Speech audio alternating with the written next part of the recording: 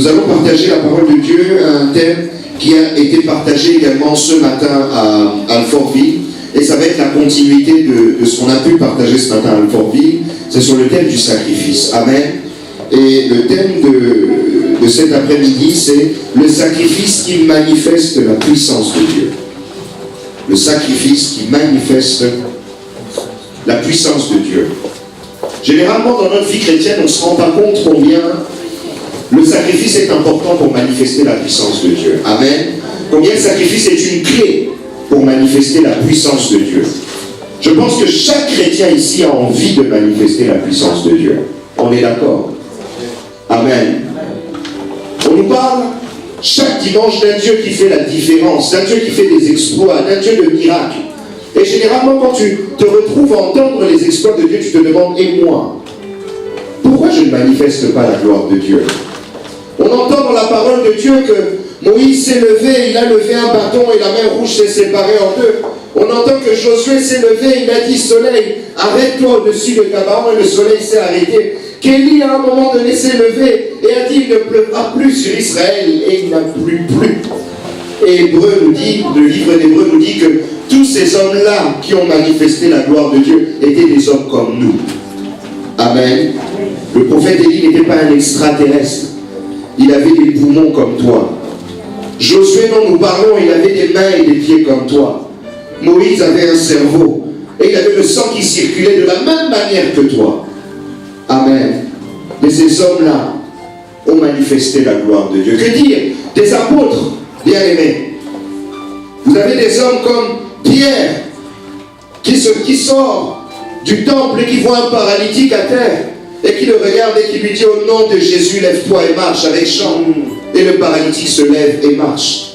Il a manifesté la gloire de Dieu. On nous parlait de Paul qui manifestait tellement la gloire de Dieu qu'un certain Eutychus écoutait la parole de Dieu et était dans la distraction.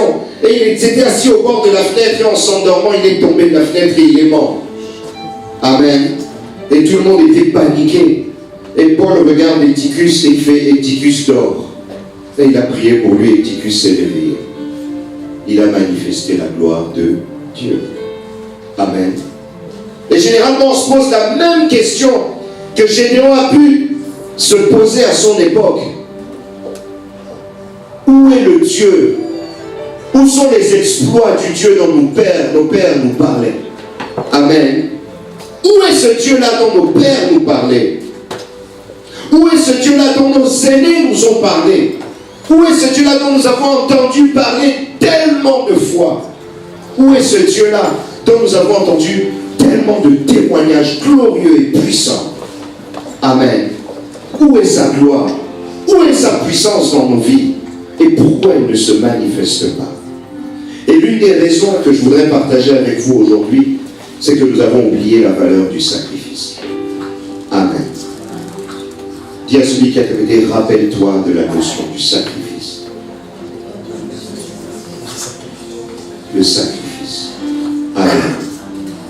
Aujourd'hui, nous voulons la manifestation de la gloire de Dieu, mais nous ne voulons plus de sacrifice. Nous ne payons plus le prix de la manifestation de la gloire de Dieu. Nous voulons lire ensemble 3 passages bibliques, dont un sera particulièrement long, je m'en excuse, mais c'est important pour pouvoir poser le cadre et comprendre notre histoire. 1 Roi 18 à 39. Ensuite, nous lirons Actes 2, 1, 8, et ensuite le verset 41 du même chapitre d'Actes. Et nous terminerons par Romains 12, 1. 1 Roi 18, 39, Acte 2, 1 à 8, et le verset 41 du même chapitre d'Actes, et nous terminerons par Romains 12, 1. Nous sommes tous dans 1 Roi, nous y sommes, c'est bon? Élie répondit, je ne trouble point Israël, c'est toi au contraire, et la maison de ton père, puisque vous avez abandonné les commandements de l'Éternel, et que tu es allé après les Baals. Fais maintenant rassembler tout Israël auprès de moi, à la montagne du Carmel, et aussi les 450 prophètes de Baal. Et les 400 prophètes d'Astraté qui mangent à la table de Jézabel. Akab envoya des messagers vers tous les enfants d'Israël et il rassembla les prophètes à la montagne du Carmel. Alors Élie s'approcha de tout le peuple et dit: jusqu'à quand clocherez-vous des deux pieds?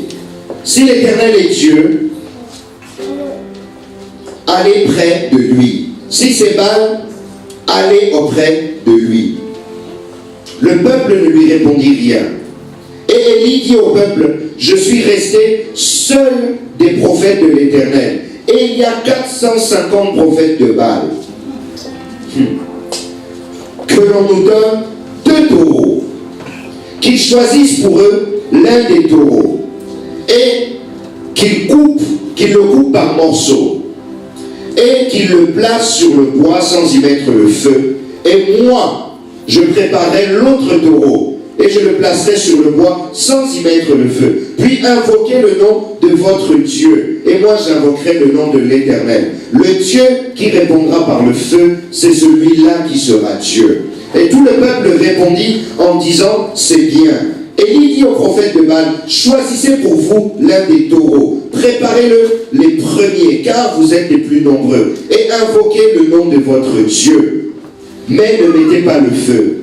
Ils prirent le taureau qu'on leur donna et le préparaient, et ils invoquèrent le nom de Baal depuis le matin jusqu'à midi, en disant: Baal, réponds-nous.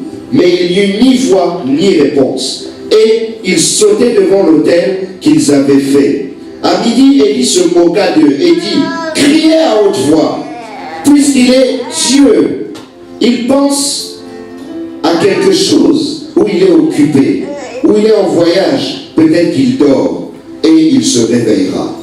Et ils crièrent à haute voix, et ils se firent, selon leur coutume, des incisions avec des épées et avec des lances, jusqu'à ce que le sang coulât sur eux.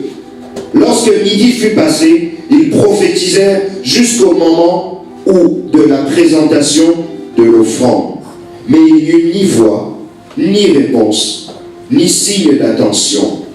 Élie dit alors à tout le peuple: approchez-vous de moi. Tout le peuple s'approcha de lui. Élie rétablit l'autel de l'Éternel qui avait été renversé. Il rétablit l'autel de l'Éternel. Amen. Qui avait été. Et je puis vous dire qu'aujourd'hui, dans nos vies, parfois l'autel de l'Éternel est renversé. Il prit 12 pierres, d'après le nombre des tribus des fils de Jacob, auxquels l'Éternel avait dit: Israël sera ton nom. Et il bâtit avec ces pierres un autel au nom de l'Éternel. Il fit autour de l'autel un fossé de la capacité de 2 mesures de semences. Il arrangea le bois, coupa le taureau par morceaux et le plaça sur le bois. Puis il dit: remplissez d'eau 4 cruches et versez-les sur l'holocauste et sur le bois. Il dit: faites-le une seconde fois. Et ils le firent une seconde fois. Il dit: faites-le une 3e fois. Et ils le firent une 3e fois. L'eau coula autour de l'autel et l'on remplit aussi d'eau le fossé. Au moment de la présentation de l'offrande, Élie le prophète s'avança et dit: l'Éternel, Éternel, Dieu d'Abraham, d'Isaac et d'Israël, que l'on sache aujourd'hui que tu es Dieu en Israël, que je suis ton serviteur, et que j'ai fait toutes ces choses par ta parole. Réponds-moi, Éternel, réponds-moi afin que ce peuple reconnaisse que c'est toi, Éternel, qui es Dieu, et que c'est toi qui ramènes leur cœur. Et le feu de l'Éternel tomba, et il consuma l'holocauste, le bois, les pierres et la terre, et il absorba l'eau qui était dans le fossé. Quand tout le peuple vit cela, ils tombèrent leur visage et dirent: c'est l'Éternel qui est Dieu. C'est l'Éternel qui est Dieu. Amen. Deuxième lecture, Actes 2, 1 à 8. Le jour de la Pentecôte, ils étaient tous ensemble dans le même lieu. Tout à coup, il vint du ciel un bruit comme celui d'un vent impétueux. Et il remplit toute la maison où ils étaient assis. Des langues semblables à des langues de feu leur apparurent séparées les unes des autres et se posèrent sur chacun d'eux.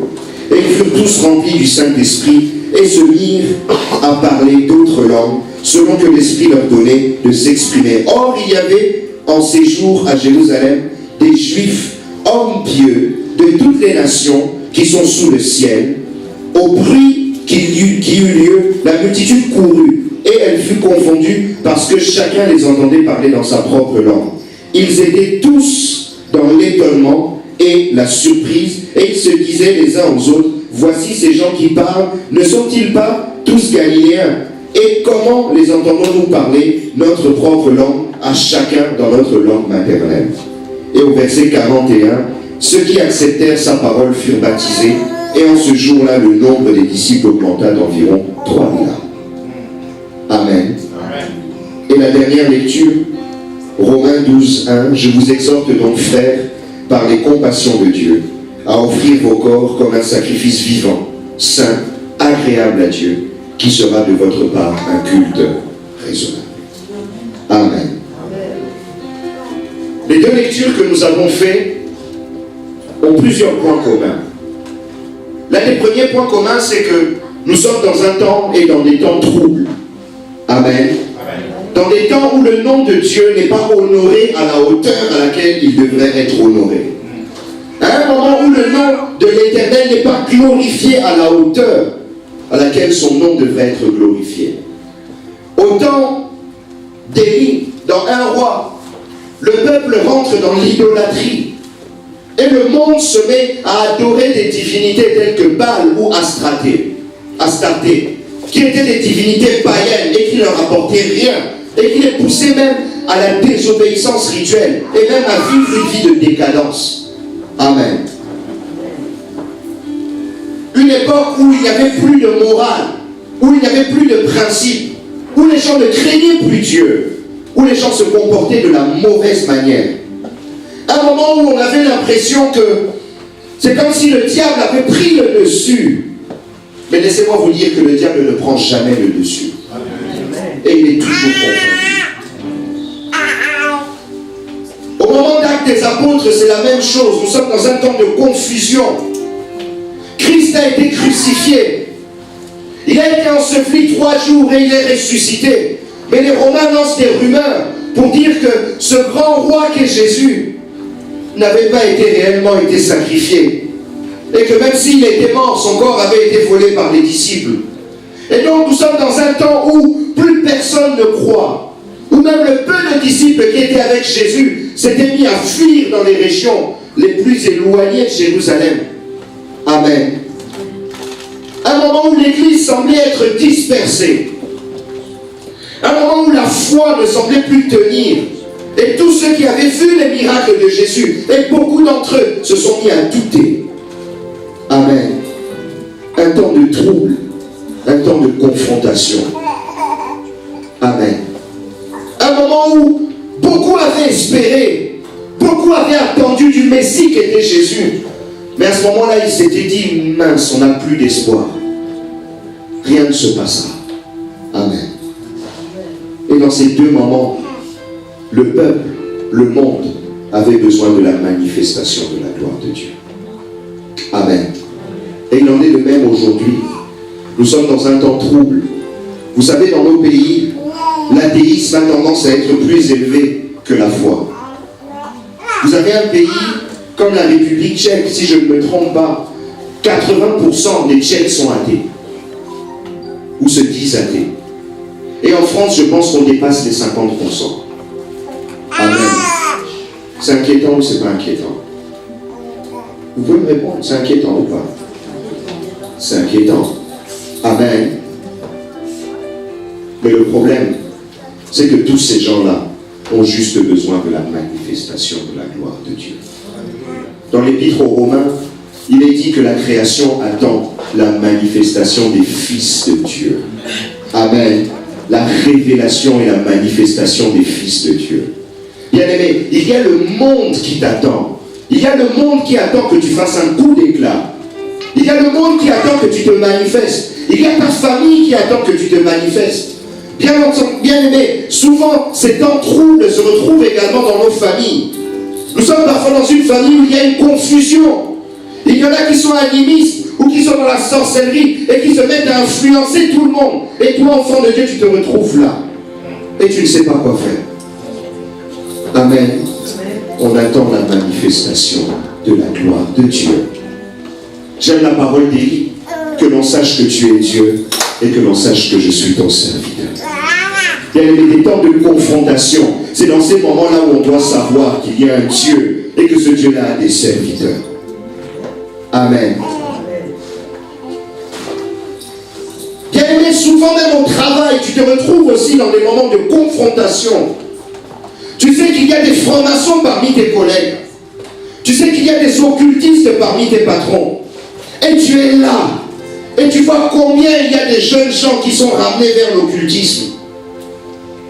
Et bien aimé, parfois tu te sens désarmé. Mais laisse-moi te dire, il y a besoin de la manifestation de la gloire de Dieu.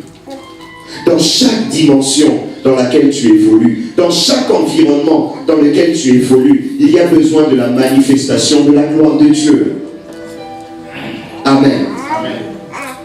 Mais bien aimé, pour manifester la gloire de Dieu, ce n'est pas simplement de réciter des prières, de réciter le Notre Père. Ce n'est pas simplement de réciter des versets bibliques et les connaître par cœur. Bien aimé, il y a des clés à activer. Amen. Et je voudrais te parler d'une des clés aujourd'hui. Et l'une des clés, bien aimé, c'est le sacrifice. Le sacrifice. Demande à celui qui a côté, as-tu une vie de sacrifice? Demande lui-même, as-tu compris ce qu'est le sacrifice? Amen. La vie de sacrifice, bien aimé, c'est une clé pour manifester la gloire de Dieu. C'est une clé de puissance, c'est une clé pour attirer la puissance de Dieu. C'est une clé pour que la main de Dieu fasse un coup d'éclat dans vos vies, et dans votre entourage et dans vos familles. Mais bien aimé, le sacrifice. Bien aimé, laissez-moi vous dire que Élie avait compris la révélation du sacrifice. Les disciples qui étaient dans Actes des Apôtres, les apôtres et les disciples avaient compris la révélation du sacrifice. Mais l'Église aujourd'hui a oublié la révélation du sacrifice. Et on se retrouve comme au temps d'Élie, comme si l'autel de Dieu avait été renversé. Comme si ces choses-là, l'autel, c'est l'endroit où on fait des sacrifices. Et Élie se retrouve à un moment où l'autel, le sacrifice est tellement méprisé que l'autel est renversé. Amen. Amen. On n'en a même pas pris soin, on a oublié qu'il y avait un autel. Et pire encore, on l'a détruit parce que ça ne nous arrangeait pas. Et c'est ce qu'il y a aujourd'hui dans nos églises. La vie de sacrifice, on l'a laissé de côté parce que ça ne nous arrange pas. Parce que le sacrifice, ce n'est pas quelque chose qui plaît à nos chairs. Ce n'est pas quelque chose d'agréable. Ce n'est pas quelque chose où on peut dire, je suis content de faire un sacrifice. Non, à chaque fois qu'on fait un sacrifice, bien aimé, c'est douloureux. Amen. Même Jésus, aussi grand soit-il, aussi puissant soit-il, a ressenti de la douleur à l'idée de se sacrifier. Bien aimé, dans le livre de Matthieu, de Luc, pardon, 22, 41, 42, il dit ceci. Puis il s'éloigna d'eux, à la distance d'environ un jet de pierre, et s'étant mis à genoux, il pria, disant, Père, si tu voulais éloigner de moi cette coupe, toutefois, que ma volonté ne se fasse pas, mais la tienne. Amen. À l'idée de passer à la croix, même Jésus a tressailli un peu d'une certaine crainte, parce que le sacrifice, ça fait mal.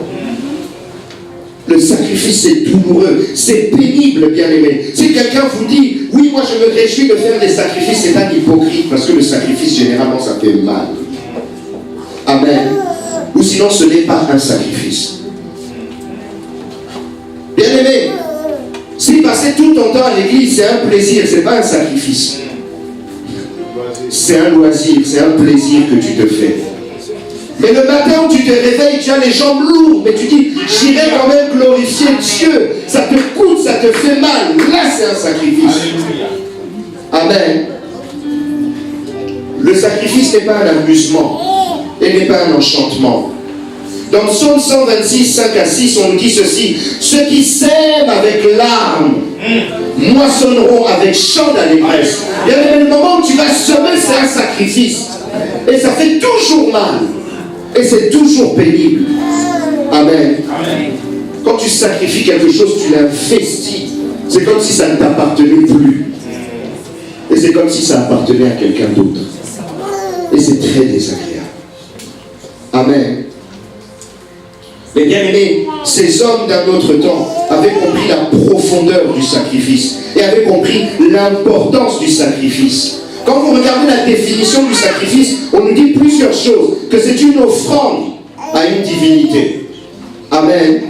Déjà, c'est quelque chose que l'on offre, c'est quelque chose que l'on donne. Le sacrifice, on nous dit encore que c'est un effort volontairement produit. Amen. Une peine volontairement acceptée dans un dessein religieux. Et on nous dit encore que c'est un renoncement volontaire à quelque chose de particulier ou une perte que l'on accepte.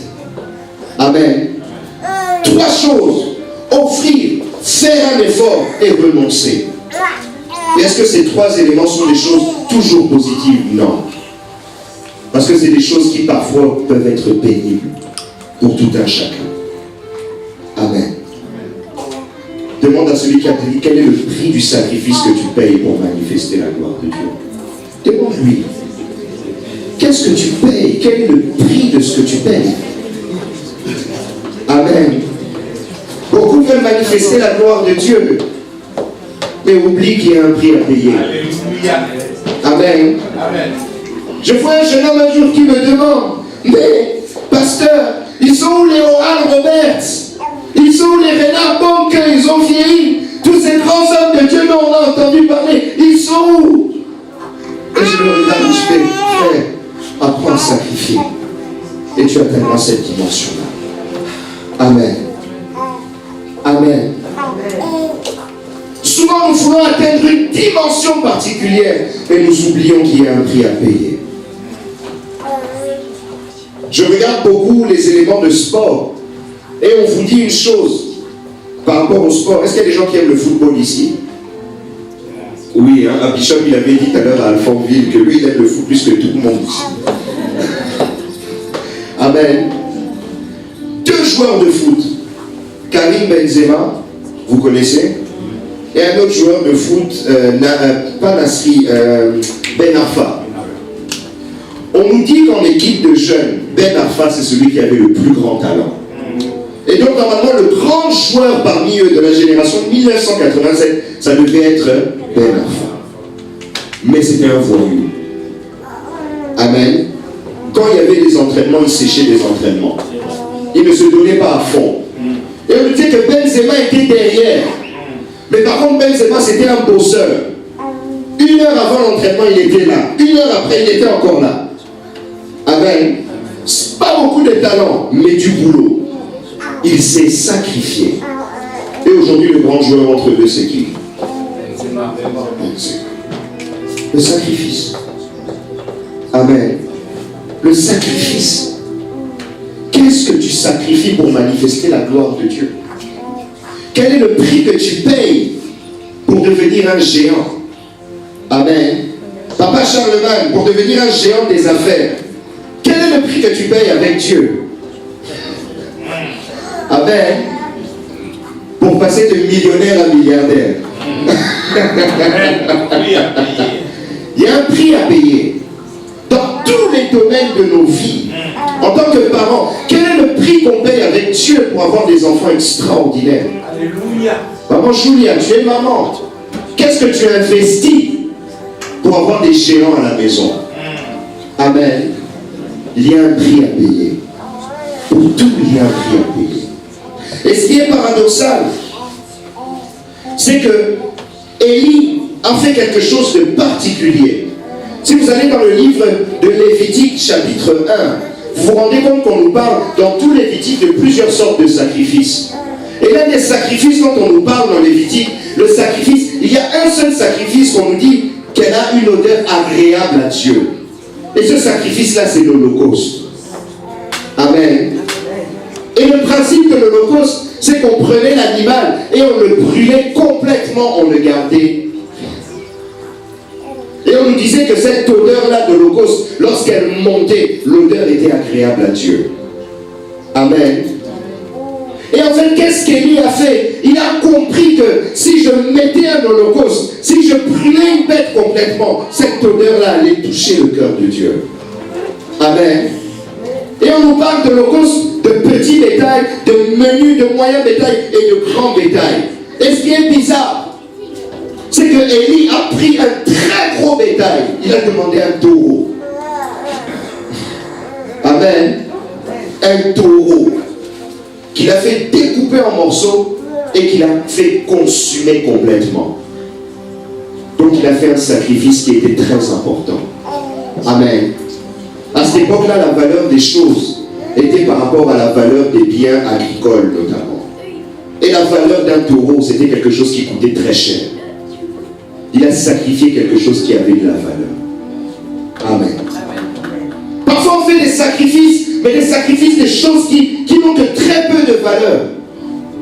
Et qui n'ont que très peu d'intérêt. J'aime Jésus qui était assis au temple et qui voyait les gens donner pour Dieu. Et il y avait des riches qui donnaient beaucoup. Mais Jésus n'était pas intéressé. Et il voit une pauvre dame qui prend une petite pièce et qui la dépose. Et il dit que celle-là l'a marqué.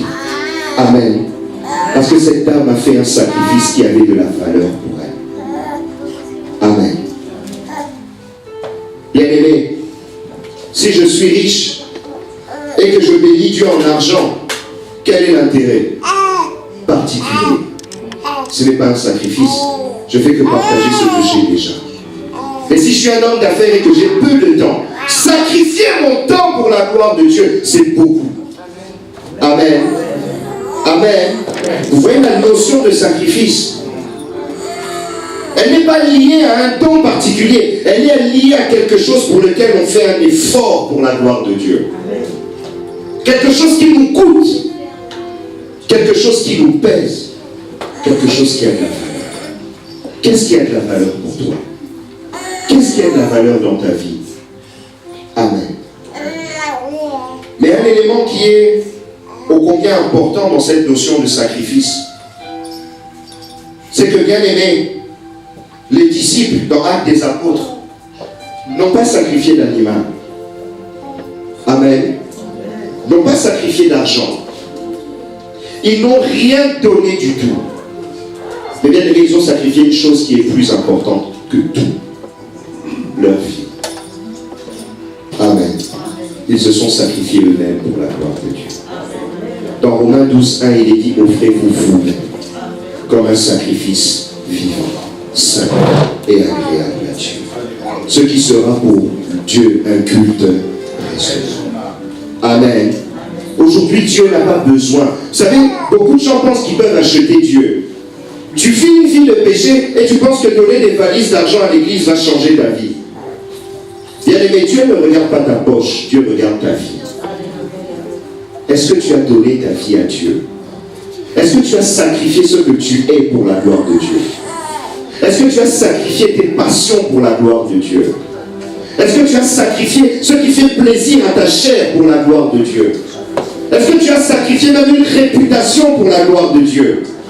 Est-ce que tu as sacrifié ce pourquoi le monde t'a acclamé, tu l'as abandonné pour la gloire de Dieu? Amen. Amen.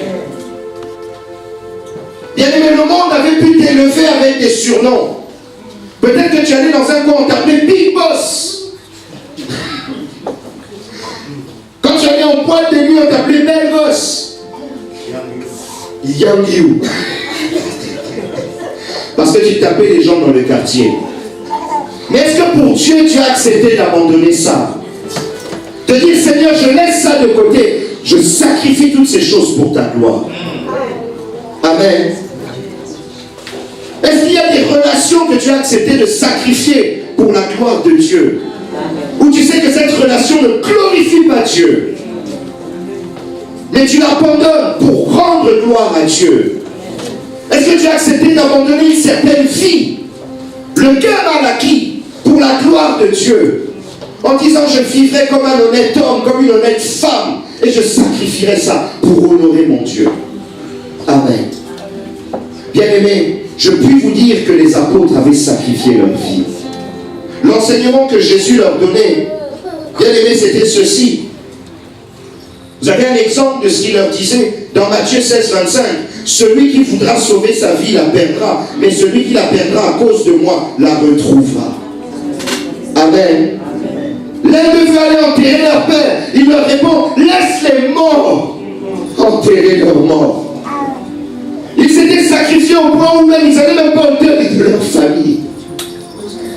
Parce que Jésus était devenu pour eux une priorité. Amen. Lorsque vous lisez les différents récits théologiques, vous vous rendez compte que quelqu'un comme Pierre était un père de famille. Mais on vous dit qu'il était tous les jours avec Jésus. Où était la femme de Pierre? Où étaient les enfants de Pierre? Amen. Il ne comptait plus son temps pour la gloire de Dieu. Sacrifice. Bien aimé, nous plaignons nos femmes. Bishop plaignait sa femme, mais ce matin, mais moi aussi je plains la mienne. Je plains aussi celle de diacre. Je plains la femme de ceux qui ont décidé de sacrifier leur vie pour la gloire de Dieu. Mais en même temps, je ne les plains pas parce qu'elles aussi, elles vivent dans le sacrifice. Parce qu'elles ont compris aussi des choses. Voilà pourquoi elles nous laissent travailler. Amen. Qu'est-ce que tu sacrifies pour la gloire de Dieu? Dieu veut toi. Dieu te veut toi. Dieu a besoin de toi. Aujourd'hui, sur l'autel des sacrifices, ce n'est pas un taureau, mais c'est ta vie qui doit être là. Amen.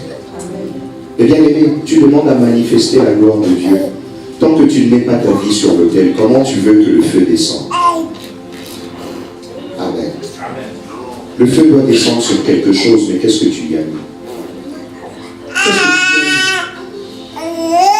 Bien aimé, il y a une chose qui attire le feu, c'est ta vie. Lorsque vous regardez les deux points communs dans le livre de Rois, on nous dit que lorsque le sacrifice a été posé et que Élie a prié, le feu est. Et lorsque les apôtres ont sacrifié leur vie, ils sont montés dans la chambre haute, ils n'ont plus compté leur temps, ils n'ont plus compté leur quotidien, ils n'ont plus regardé ce qu'ils étaient, ils se sont mis à prier et le feu est.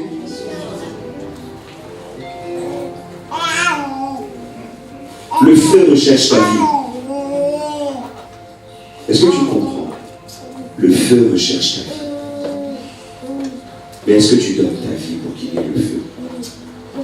Amen. Bien-aimé,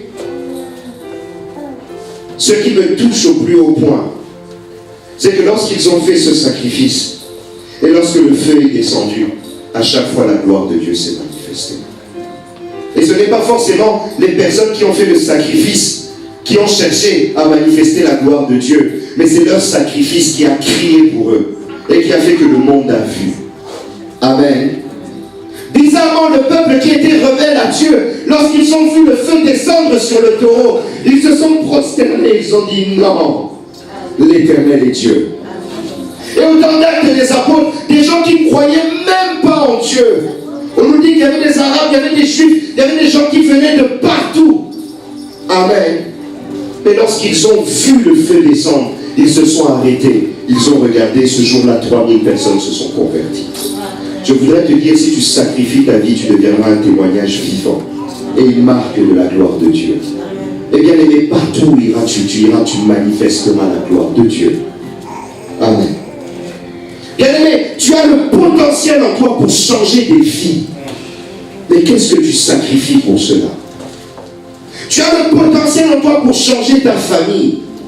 Imagine si tu décides de te sacrifier. Combien un jour, même ceux qui sont dans l'occultisme dans ta famille peuvent te regarder et dire non, ton Dieu est mon Dieu. Amen. Je regardais hier avec ma femme un film, Jésus l'enquête. Je ne sais pas si quelqu'un l'a vu ici. Jésus l'enquête. Non? Allez le regarder, il est passionnant. C'est un film tiré d'un livre. Le mari était athée. Et profondément athée. Au point où il voulait dérouter sa femme de la foi. Et sa femme a donné sa vie à Jésus-Christ. Elle a passé à sacrifier sa vie dans la prière, dans la méditation de la parole de Dieu, dans l'intercession pour son mari. Et un jour, son mari est venu, un grand intellectuel. Il l'a regardé et lui a dit, je me prosterne devant ton Dieu parce que ton Dieu est véritablement Dieu. Amen. Et cet homme-là a décidé de donner sa vie à Jésus. Et là où il était hier à Dieu, aujourd'hui il est pasteur. Il sert Dieu à temps plein. Et il écrit des livres qui se vendent dans le monde entier et qui transforment des vies. Amen. Le sacrifice. Quel est le prix que tu payes? Quelles sont les larmes que tu fais couler pour la gloire de Dieu? Quelles sont les cicatrices, les choses que tu as abandonnées, que tu as détachées de ta vie pour la gloire de Dieu?